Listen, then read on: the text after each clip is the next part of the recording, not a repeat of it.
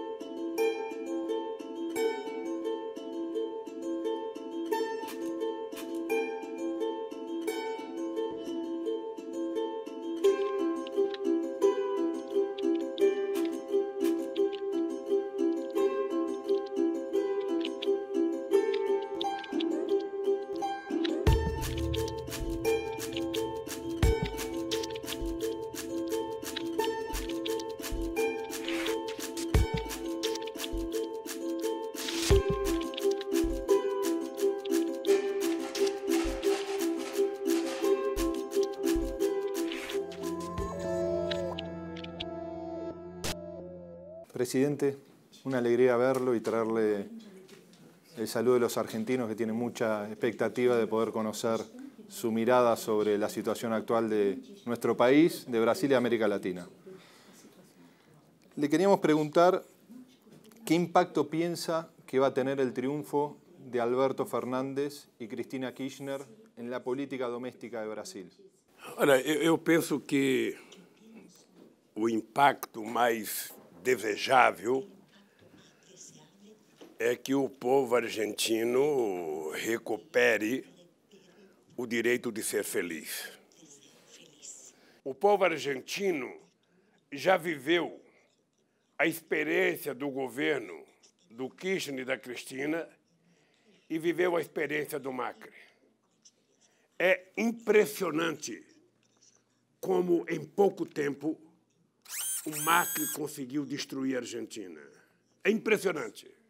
Estou fora do governo há quase 10 anos, que foi o melhor período de Argentina e de Brasil. Portanto, o Brasil, ao invés de ter um presidente que fala asneira contra a Argentina, o Brasil deveria saber que a Argentina é o país mais importante na relação com o Brasil em toda a América do Sul e que o Brasil deve tratar a Argentina como parceiro, como aliado e não como inimigo.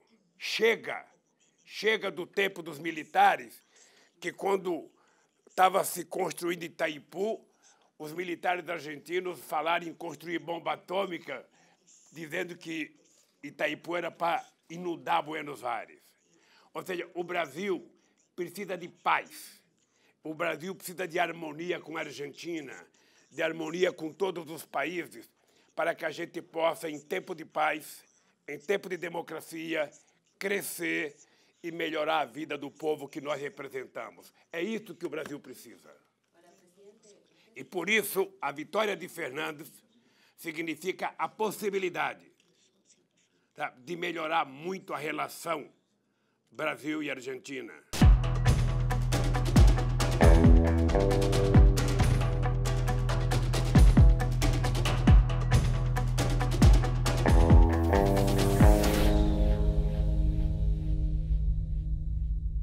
Presidente, si tuviera que darle una sugerencia o un consejo a Alberto Fernández, que probablemente sea el próximo presidente de Argentina y que se encuentre con una crisis, se va a encontrar con un escenario económico, político y social muy complejo, ¿qué le sugeriría, qué le diría, qué le aconsejaría? Olha, o conselho que eu poderia dar ao meu amigo Fernandes é um só. Governar para o povo pobre. não mentir nunca para o povo que tem expectativa na melhora da Argentina. Não aceitar o terrorismo que o mercado cria. O mercado não tem interesse no povo argentino. O mercado tem interesse em ganhar dinheiro. O mercado não se preocupa se as pessoas estão passando hambre, se as pessoas estão morando na rua. O mercado quer saber se há rentabilidade. E Fernandes tem que ter um compromisso com Deus e com o povo. Não mentir nunca para o povo e governar prioritariamente para o povo trabalhador e o povo pobre argentino. É esse conselho que eu poderia dar para o companheiro Fernando e para a companheira Cristina. Presidente, ¿qué le da fuerza para empezar cada día? Olha, primeiro eu tenho vontade de viver muito. Eu não sei porquê, mas eu tô crendo que vou viver 120 anos. Então, quem vai viver muito precisa ter muita força, porque senão a vida fica chata. E eu, Nicolas, eu sei por que eu estou aqui. Eu estou aqui condenado por um ex-juiz mentiroso, por um promotor mentiroso e canalha, e por alguns delegados que fizeram inquéritos mentirosos contra mim. Eu poderia não estar aqui. Eu poderia ter saído do Brasil. Mas eu vim para cá porque tem 4 pessoas que sabem da verdade dos processos contra mim. Eu, Deus, o juiz e os promotores. Eles sabem que estão mentindo. E Deus e eu sabemos que eu estou com a verdade. É por isso que eu estou aqui. Estou aqui para provar a minha inocência. Aliás, eu já provei a minha inocência, eu quero que eles provem a minha culpa. Eu estou esperando que eles apontem uma culpa. Eu estou esperando que eles apontem $1 errado na minha vida. Ou seja, na verdade, o crime que eu cometi neste país foi provar a uma elite brasileira politicamente canalha que é possível o povo pobre comer filé e contra filé, que é possível o povo pobre viajar para Bariloche, para Buenos Aires, para Miami, de avião, que é possível a pessoa ter uma casa, que é possível a pessoa entrar na universidade, que é possível a pessoa participar de uma escola técnica, de que é possível a pessoa ter acesso à cultura, ao lazer, de frequentar um teatro, um cinema, um restaurante. Esse foi o crime que eu cometi, de gerar 22 milhões de empregos com carteira profissional assinada, de aumentar 75% o salário mínimo, de disponibilizar 52 milhões de hectares de terra para fazer reforma agrária, de fazer o maior programa habitacional da história do país e de fazer amizade com todos os países da América do Sul. Foi o momento da cordialidade. Foi o momento em que nós não tínhamos contenciosos. Foi o momento em que nós sonhamos. Kirchner, Lula, Chaves, Rafael Correia, Tabaré, Pepe Mujica, sonhávamos em construir um bloco econômico forte, desenvolvido tecnologicamente, para que a gente pudesse disputar a exportação de produtos de valor agregado e não apenas commodity. Eu ainda continuo com esse sonho.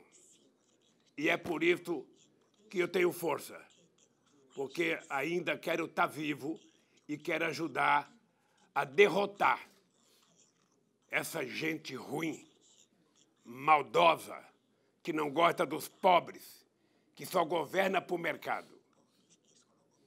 Aqui no Brasil faz um ano que não se fala de emprego, que não se fala de salário, que não se fala de renda. Só se fala de privatização e de enxugamento da máquina pública. A minha disposição de brigar, Nicolas, é como se eu tivesse 20 anos de idade. Aqui e lá fora. E eu acho que eles têm medo de me soltarem. Porque eles sabem que quando me soltarem, eu vou para a rua. Eu vou para a rua. Tenho vontade de ir para a porta da Rede Globo de televisão desmentir ela. Que faz 10 anos que conta mentira a meu respeito. Eu tenho vontade de fazer um debate com o canalha do juiz que me julgou e com o promotor que me acusou. Que eu quero que eles digam aonde eu errei. Então é por isso que eu tenho força. Porque quem tem a verdade não tem que ter medo. Quería saber si usted confía, cree en la justicia brasileña, en las instituciones, ¿no? En general. Gisela, eu poderia fazer uma pergunta a você, e é uma pergunta que eu me faço todo dia. O dia que eu deixar de acreditar na justiça, eu fico me perguntando o que eu vou fazer.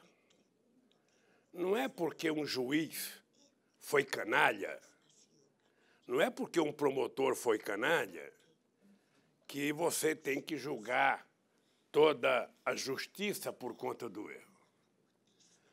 O problema é que eu estou aguardando com muita tranquilidade a Suprema Corte tomar uma decisão.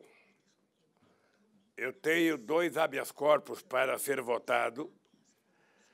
Há uma pressão muito grande da imprensa brasileira, sobretudo da Rede Globo de televisão, para que o Lula não saia da cadeia, porque o grande problema da Operação Lava Jato é que ela deixou de ser uma operação de apuração da corrupção para virar um partido político. Ou seja, há um pacto entre os meios de comunicação e a Lava Jato. Então, toda mentira que a Lava Jato conta se torna verdade na imprensa brasileira, nas 3 revistas nacionais, nos grandes jornais.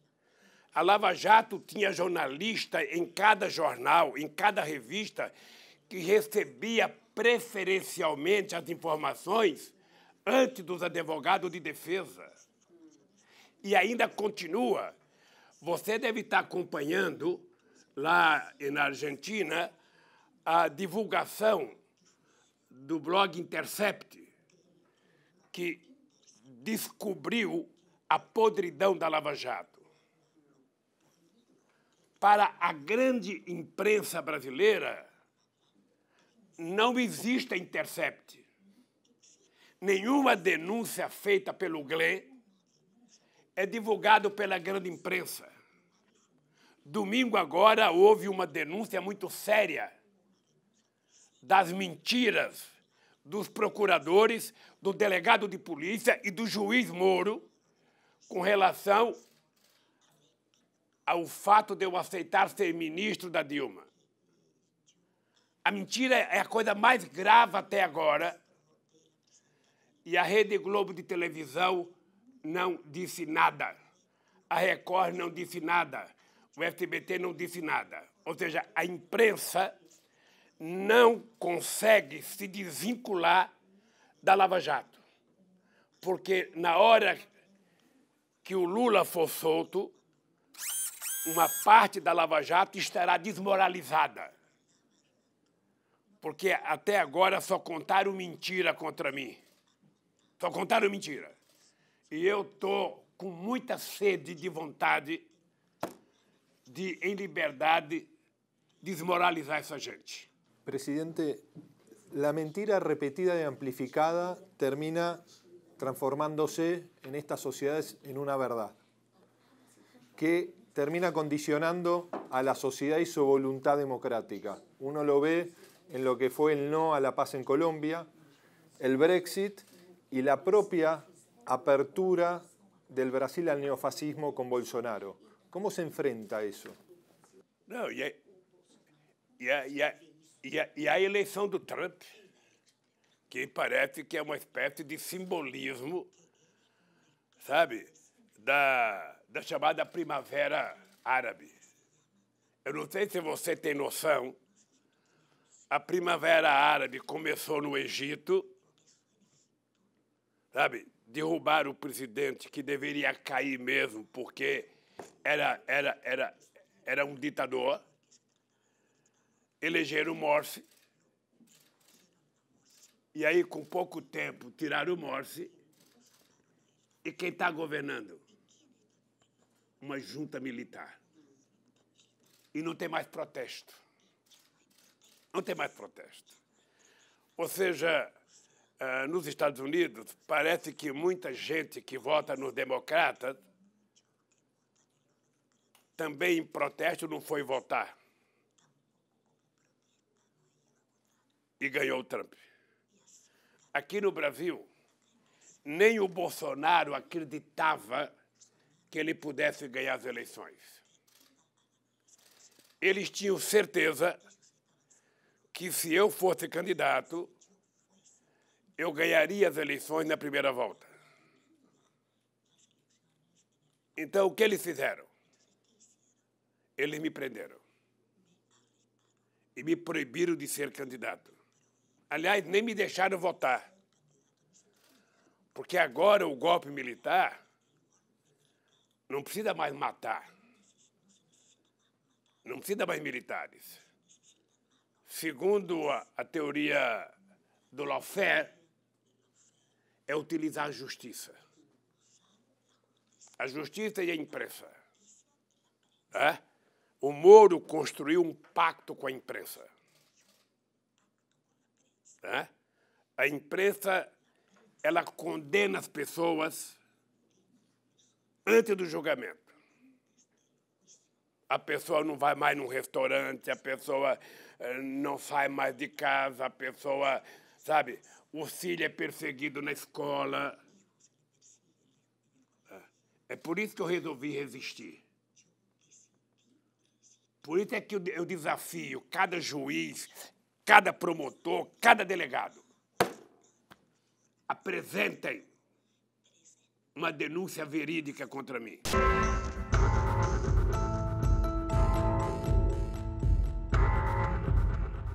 Eu vou porque eles vão dizer a partir da manhã que o Lula está foragido, que o Lula está escondido. Não, eu não estou escondido.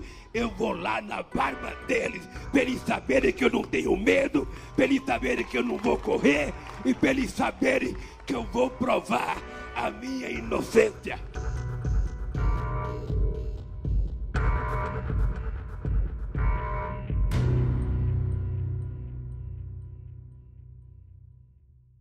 Pero ¿cómo se desarma esa estructura entre los medios, la justicia? ¿Cómo se desanda ese camino? Eu duvido que tenha no Brasil um presidente que defenda mais a liberdade de imprensa do que eu.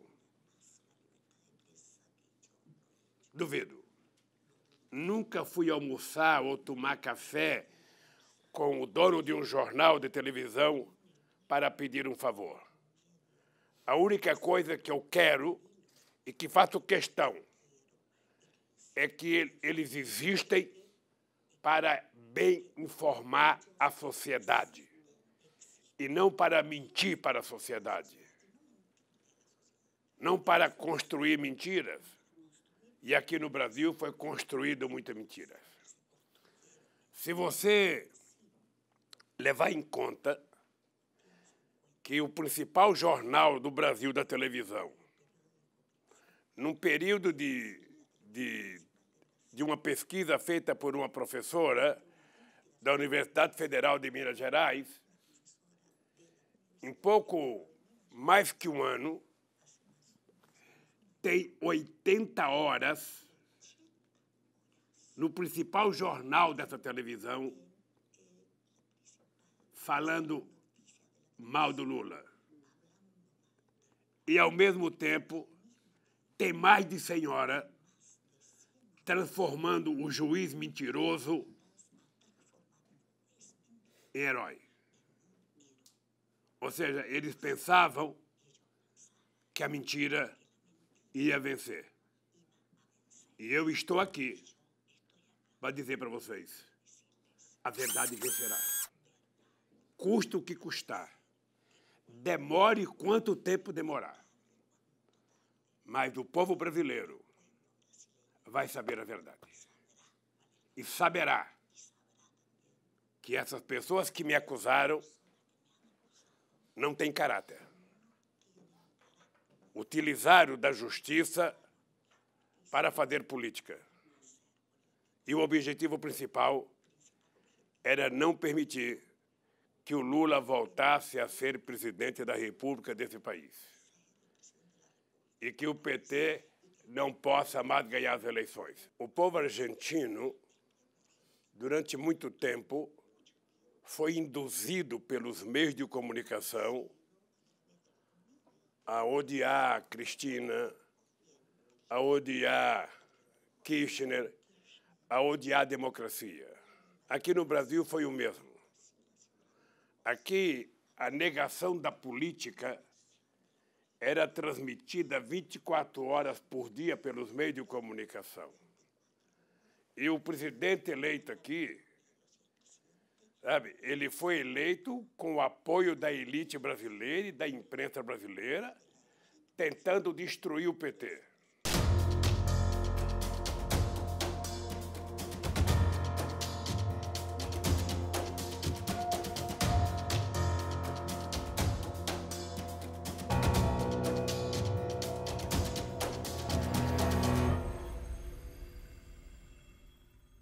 Presidente, en el 2007, cuando charlamos en el Instituto Lula, le preguntábamos si usted imaginaba, cuando dejaba la presidencia, si se podían vivir tantos retrocesos en Brasil. Nos dijo que no.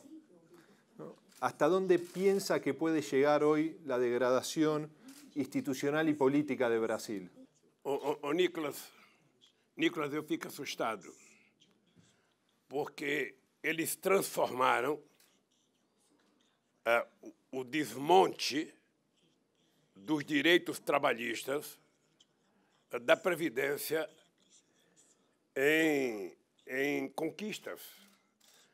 Ou seja, nós temos hoje no Brasil mais de 40 milhões de pessoas trabalhando na informalidade. 12% de desempregado, 4 milhões de pessoas que já estão totalmente desalentadas. Ou seja, e eles, tirando todos os direitos dos trabalhadores, eles dizem na televisão que vai melhorar. É como se o povo brasileiro tivesse anestesiado. Por isso é que eu quero sair daqui. Porque eu preciso ir para a rua falar com esse povo e dizer a verdade sobre esse governo e sobre essa gente que está governando o Brasil. Eles, a pretexto de combater a corrupção, deram um prejuízo à economia brasileira de mais de 140 bilhões de dólares. Milhões de pessoas perderam o emprego. Destruíram as grandes empresas da construção civil e de engenharia. Ou seja, fizeram uma destruição na nossa indústria naval, que tinha 2.000 trabalhadores quando eu cheguei na presidência e que estava com 86 mil trabalhadores. Nós agora estamos contratando sondas para extrair petróleo, 12 sondas por 30 bilhões, quando a gente poderia fazer no Brasil, gerar emprego e distribuir renda. Aqui no Brasil, o processo de privatização está pior do que o que o Menem fez na Argentina. Essa gente não está governando o Brasil, essa gente está vendendo o Brasil. É ódio ódio contra a América do Sul, ódio contra a América Latina, ódio contra a África e lambendo botas do governo americano. E aqui, parece uma coisa como se fosse uma febre amarela, como se fosse uma doença sem cura. Ou seja, não tem uma palavra de otimismo a essa população. Não tem uma palavra falando de emprego, falando de salário, falando de renda. É só bobagem o dia inteiro. E ofende o povo argentino, e ofende o Fernandes, e ofende a Cristina, e ofende a Venezuela, e ofende a França, e ofende todo mundo. Ofende a Michelle Bachelet, ofende a democracia. Ou seja, esta semana, o filho desse presidente disse que não é possível consertar o Brasil na democracia. O que ele quer dizer? É preciso que haja um regime antidemocrático? Hitler falava isso, Mussolini falava isso, e quantos ditadores falavam isso? Você lembra, no tempo do Menem, no tempo do ministro da Economia, Cavallo, que vivia em Washington bajulando o governo americano e a Argentina caindo. No Brasil era Fernando Henrique Cardoso e Malan. Ou seja, quando nós resolvemos não menosprezar os Estados Unidos, tratar com respeito os Estados Unidos, mas tratar com muito mais respeito e com prioridade os nossos parceiros. O Brasil, para o Brasil estar bem, a Argentina tem que estar bem, o Uruguai tem que estar bem, o Paraguai tem que estar bem, o Equador, a Colômbia, o Peru, o Chile, todos os países têm que estar bem, porque quando todos estiverem melhor, será melhor para todo o povo da América Latina. Porque pobreza não permite distribuição. O que permite distribuição é riqueza, é conhecimento. E é por isso que nós tratamos com muito carinho a nossa integração com a América do Sul e com a América Latina.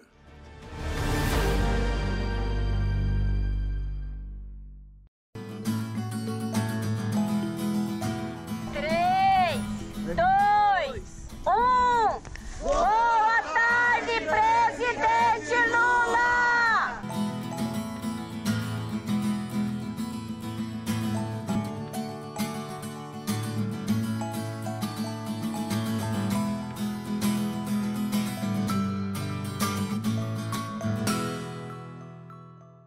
Presidente, quería saber un poco más de cómo es lo cotidiano desde el tiempo que lleva detenido, cómo es. Sabemos que está mucho tiempo solo, que nos decían que está 22 horas solo por día, más o menos. ¿Cómo es ese tiempo solo? ¿Cómo es un día? ¿Qué hace? ¿Cómo son los días? ¿Cómo pasan los días acá? Eu passo o dia talvez melhor do que Pepe Mujica, quando estava na solitária lá no Uruguai. Eu estou numa solitária, eu recebo os meus advogados, que vêm todo dia aqui, e a família que vem, um irmão e os filhos, uma vez por semana. Tá? Então, eu assisto muito pendrive, que eu recebo dos meus amigos sobre as novidades políticas do Brasil e do mundo. Eu, embora não esteja presente, eu participo das reuniões que acontecem no Brasil inteiro, que o PT participa, que a CUT participa. Eu recebo reunião que tiver em Buenos Aires, que o PT estiver presente, eu recebo um pendrive e assisto a reunião. Eu assisto muito debate, leio mais do que já li na minha vida. ¿Está leyendo algo particular? Leio. Estou lendo muito sobre o Brasil, muito sobre economia. Estou muito interessado em ler sobre a relação Brasil-África, sobre a escravidão aqui no Brasil. E leio outro tipo de livro. Eu recebo muitos livros. Então, eu fico impactado com algumas coisas. Ou seja, a escravidão me impressiona demais. O que aconteceu nesse continente durante mais de 300 anos. E o desprezo que a elite latino-americana tem pelos negros, que prestaram tanto serviço para esse país. É por isso que, quando eu estava no governo, eu tinha uma preferência pela América do Sul e pela África, porque eu achava que o Brasil deveria criar novos mercados, novos parceiros, e que a América do Sul, eu não sei se você percebeu, que não tem nenhum país altamente desenvolvido da América para baixo. Toda a América Central, todo o Caribe, toda a América Latina é pobre. Só os Estados Unidos e o Canadá são ricos. E me parece que eles trabalham para a gente continuar pobre. Será possível que em 500 anos a gente não conseguiu criar uma Holanda, criar uma Dinamarca, criar, sabe, uma Noruega, uma Finlândia aqui na América Latina? Será possível? Ou seja, porque há um trabalho de não permitir que na América Latina tenha nenhum governo progressista que trabalhe a ascensão do povo pobre.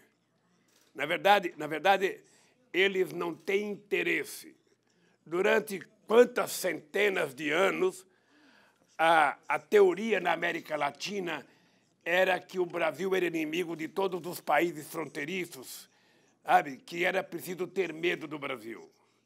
Eu lembro que, quando eu cheguei no governo, muita gente tratava o argentino como se fosse uma questão de piada, sabe?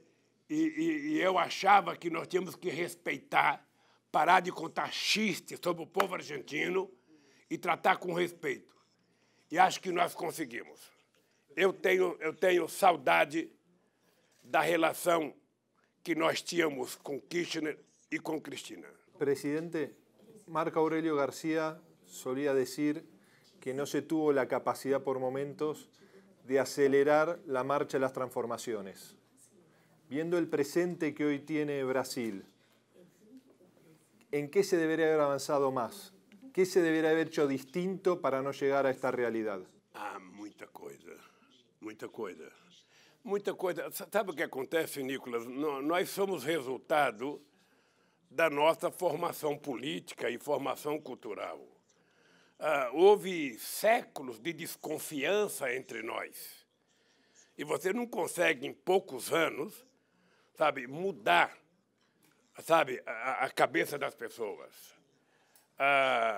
O Brasil tem muito mais gente estudando, sabe, na Europa do que na Argentina. Os nossos convênios entre universidades deveriam ser muito mais ricos entre Brasil e Argentina e os países da América do Sul. A Argentina tem uma tradição universitária muito grande, sabe? O Brasil não tinha ainda a primeira universidade, a Argentina já tinha feito a sua primeira reforma universitária. Então, a gente atrasou um pouco. A gente não criou o Banco do Sul que a gente queria criar. A gente poderia ter criado mais instituições multilaterais entre nós para dificultar que qualquer governo pudesse mudar as coisas, como eles estão mudando agora. A relação entre Estados, ela não tem que depender dos governos. Sabe, a relação de Estado é uma coisa muito sólida. Pode ser governo de direita, de centro, de esquerda. A relação entre dois Estados ela tem que ser perene, duradoura. Sabe? Então, eu acho que nós não conseguimos fazer isso. construímos uma belíssima amizade. Eu não esqueço nunca, o Chaves me dizia que quando ele era professor na Academia Militar, a aula dele era para falar mal do Brasil, que o Brasil era inimigo da Venezuela, que era preciso tomar cuidado com o Brasil. Quem é que orientava? Era orientação americana. E assim valeu para todos os países da América Latina. Então, eu acho que se a gente pudesse voltar no tempo, e não é possível, eu acho que a gente ia fazer muito mais do que fizemos. Muito mais. Não ficar cedendo a pressões mesquinhas de grupos econômicos, mas ceder apenas à pressão dos interesses populares de cada cidadão da Argentina, do Brasil, da Colômbia, do Equador, sabe? Nós poderíamos ter feito mais. ¿En qué siente que se equivocó, si tuviera que hacer una autocrítica de su gestión, y qué repararía de eso? Olha, deixa te dizer uma coisa. Você sabe que aqui no Brasil tem uma coisa que virou moda. Todo mundo quer que o PT faça autocrítica. É impressionante. É impressionante. Eles governaram durante 500 anos. O PT governou apenas durante 13 anos. O PT sozinho fez mais do que eles. Só para você ter ideia, em 8 anos de governo, eu fui o presidente que mais fez universidade na história do Brasil. Nós colocamos nas universidades, em 12 anos, mais alunos do que eles colocaram em um século. Então, se eu tivesse que fazer uma autocrítica, eu ia me olhar no espelho e iria dizer a mim mesmo: Lula, por que você não fez mais? Por que não melhorou mais o salário do povo? Por que não fez mais universidade? Por que não gerou mais emprego? Sabe? Por que não fez mais assentamento da reforma agrária? Era essa a autocrítica que eu ia fazer. Fazer mais. Cada vez mais. Porque somente assim é que nós iremos criar um povo com padrão de vida decente.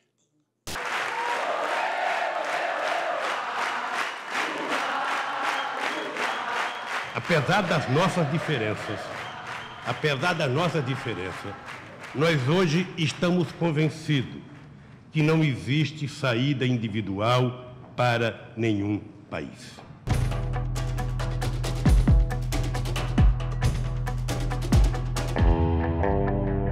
Aquele presidente do Sindicato dos Metalúrgicos pudesse chegar à presidência da República desse país. Parecia um sonho inatingível.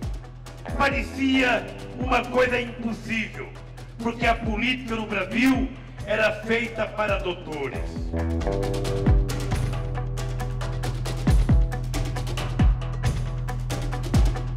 ¿Qué es lo primero que va a hacer cuando recupera la libertad? Sair daqui. E pretendo volver a fazer política, a andar pelo Brasil, a andar pela América Latina, fazendo o que eu sei fazer. Política. E quero que você saiba de uma coisa. Tá? Eu quero que você saiba de uma coisa antes.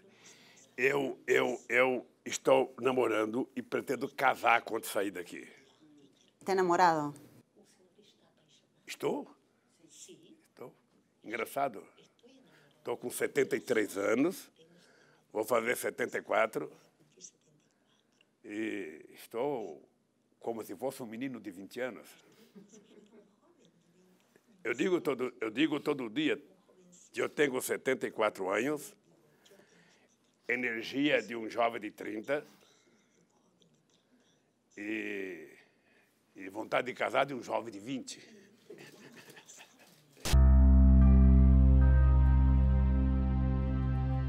não é todos os dias que se encontra uma das figuras mais significativas do século XXI e a pessoa que, por direito, devia ser o próximo presidente do Brasil.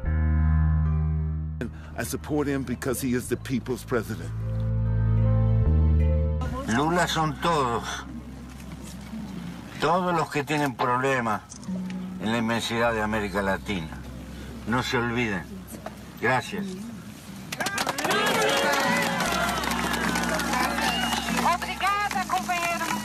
¿Quiénes le gustaría que lo venga a visitar que todavía no haya venido a verlo? Você sabe que é difícil dizer quem que eu gostaria, porque a visita a um preso político não tem convite. O preso não faz uma lista de convidados como se fosse num casamento. Ou seja, aqui as pessoas vêm porque querem vir. Eu te confesso que eu fiquei muito feliz, mas muito feliz, com a visita do Fernandes. La detención de Lula, además, es una mácula al Estado de Derecho. A mí me preocupa enormemente que estas cosas ocurran en nuestro continente.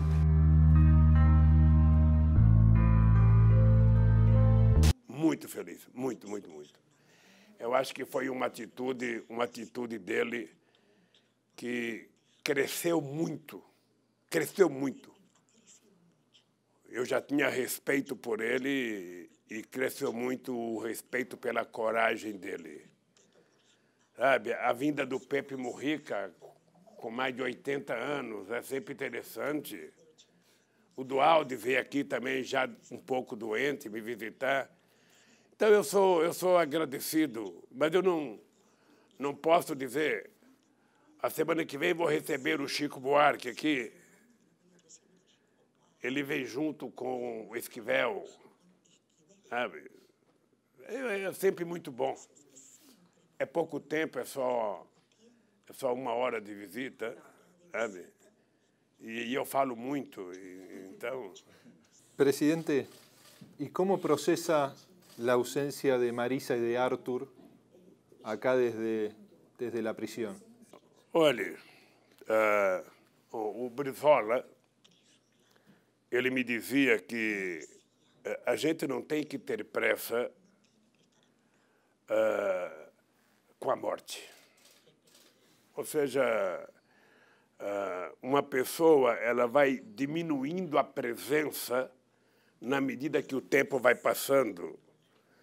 E você não vai fazer... Eu vivi 43 anos com a Marisa, então eu não quero esquecê-la. Você não esquece nunca o neto, sabe? Para a vida inteira, você vai lembrar do neto, dos seus irmãos. O que é importante é que você tem que ter clareza que, apesar da morte, você precisa lembrar das coisas boas e tocar a vida para frente. Sabe? Eu sou um homem que gosto da vida e, embora já tenha 73 anos, eu ainda quero viver intensamente a minha vida. Eu gosto de viver, gosto de fazer política, sabe? E é isso que eu sei fazer. E se você namora e está apaixonado, você vai fazer política muito mais prazerosamente. Você vai estar sempre com um sorriso no rosto quando você estiver conversando com as suas pessoas. Bueno, el amor ocupa un lugar central en su vida, entonces, en todo sentido. Eu sinceramente, não sei se um ser humano é capaz de sobreviver sem amor. Eu não sei. Eu, sinceramente, não sei. Eu acho que o ser humano precisa do amor para ele viver, para ele ter força, para ele ter motivação. Sabe? E não é só o amor na sua relação pessoal, é o amor ao seu povo, é o amor ao seu país, é o amor à causa. Sabe? É o amor à causa, ou seja, quanto mais eu leio, sabe, sobre a história do Brasil, quanto mais eu vejo as injustiças que se fez nesse país, Mas eu tenho vontade de lutar. Mas tenho vontade de lutar.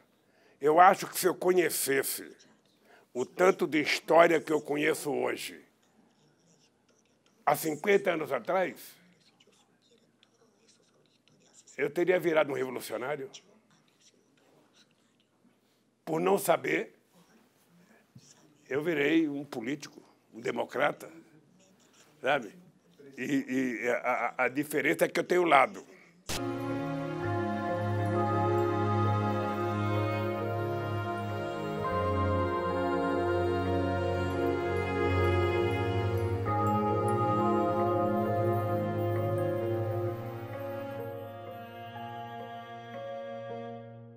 Presidente, ¿se ve nuevamente en el Palacio de Plano Alto? Olha, essa pergunta só Deus pode responder. Eu, na verdade, tenho consciência que o meu papel agora é contribuir para que outras pessoas, sabe, mais jovens do que eu, com mais energia do que eu, com mais vontade do que eu, com mais vontade eu não acredito, mas outras pessoas, o Brasil tem muita gente boa, sabe, tem vários governadores interessantes, tem gente nova na política. Eu espero que o Brasil não precise de mim. Eu espero que a gente tenha novos quadros, novas mulheres, novos homens, para poder participar do processo eleitoral.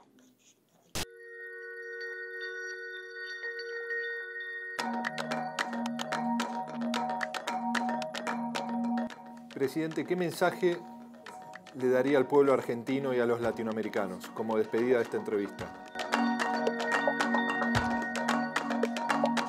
Eu quero dizer ao povo argentino e ao povo brasileiro: nós precisamos de muita democracia. E em democracia, as instituições que garantam o funcionamento do Estado têm que ser sérias, têm que ser compostas por homens e mulheres responsáveis. E que quanto mais democracia, quanto mais paz, mais a Argentina vai crescer, mais o Brasil vai crescer e mais o povo vai melhorar de vida. O povo não quer muito, o povo não quer muito. O povo quer tomar café de manhã, almoçar e jantar todo dia. O povo quer ter o direito de ter uma casa para morar. O povo quer ter o direito de poder, uma vez por mês, ir num restaurante e levar sua família para comer. O povo quer que o seu time de futebol ganhe todos os jogos no domingo.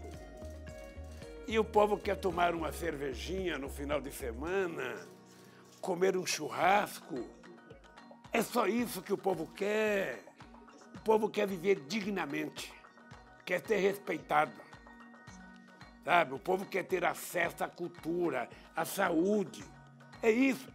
E está na Constituição argentina, está na Constituição brasileira. Os governantes que não permitem que a Constituição seja cumprida deveriam ser presos e não piorar a situação do povo.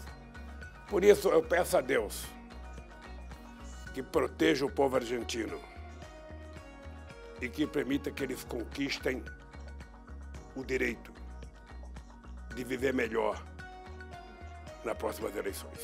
Eu agora quero receber vocês fora daqui. Así será, presidente.